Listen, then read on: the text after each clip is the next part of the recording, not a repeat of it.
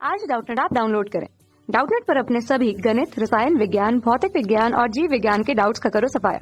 बस प्रश्न की फोटो खींचो, एक ही प्रश्न को क्रॉप करो और तुरंत वीडियो सोल्यूशन पाओ। अभी डाउनलोड करें। नमस्कार दोस्तों, आज का हमारा सवाल है, एक घड़ी में सेकंड की सुई के सिरे का बिंदु पथ लिखिए। तो आइए इस सवाल को हल करते हैं। तो यहाँ पर हमें क्या बोला है कि एक घड़ी में सेकंड की सुई के सिरे का बिंदु पथ लिखिए। तो सबसे पहले तो मैं एक घड़ी बनाऊंगा। मान लो हमारे पास ये एक घड़ी है और ये हमारे पास इस घड़ी का क्या है, केंद्र है। अब हम जानते हैं कि घड़ी में हमारे पास तीन प्रकार की सुई होती है। सबसे बड़ी सुई होती है हमारे पास सेकंड की सुई। तो मान लो ये हमारे पास क्या, एक सेकंड की सुई है। उसके बाद हमारे पास आती है मिनट की सुई, तो ये हमारे पास है मिनट की सुई। और उसके बाद आती है हमारे पास घंटे की सुई, तो ये है हमारे पास एक घंटे की सुई।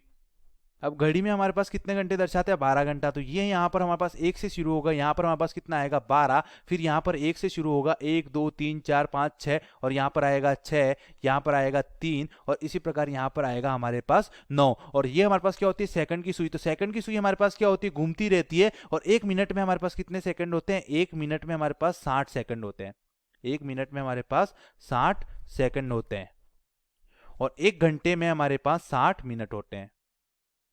एक घंटे में हमारे पास 60 मिनट होते हैं। अब यहां पर हमें क्या पूछा है कि घड़ी में सेकंड की सुई के एक सिरे का बिंदु पथ क्या है। तो घड़ी में आप देखोगे तो सेकंड की सुई हमारे पास इस निश्चित बिंदु के सापेक्ष घूमती है। यहां पर हमारे पास, आप यहां पर देखोगे तो सेकंड की सुई यहां पर है। फिर इसी प्रकार ये इसी प्रकार आगे की तरफ चलती रहेगी। और आगे भी देखोगे तो ये सुई हमारे पास उतनी डिस्टेंस पर यहां पर इस प्रकार आएगी, फिर यहां पर इस प्रकार आएगी, फिर यहां पर इस प्रकार आएगी। तो यहां पर ये हमारे पास जो आकृति बन रही है, ये हमारे पास इसके जो एक सिरे की आकृति बन रही है, वो हमारे पास क्या बन रही है, एक वृत्त बन रही है।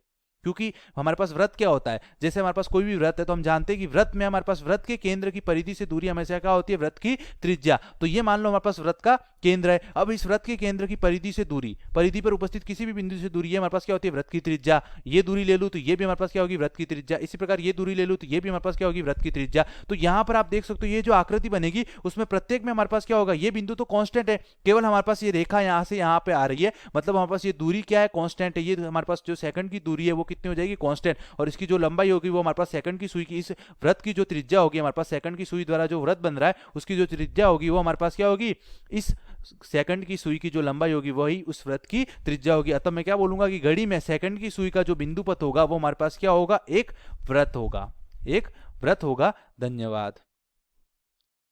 कक्षा 6 से 12वीं से लेकर नीट, IIT, JEE वो एडवांस के लेवल तक 1 करोड़ से ज्यादा छात्रों का भरोसा। आज ही डाउनलोड करें डाउटनेट ऐप या व्हाट्सएप करें अपने सारे डाउट्स 8400 400 400 पर।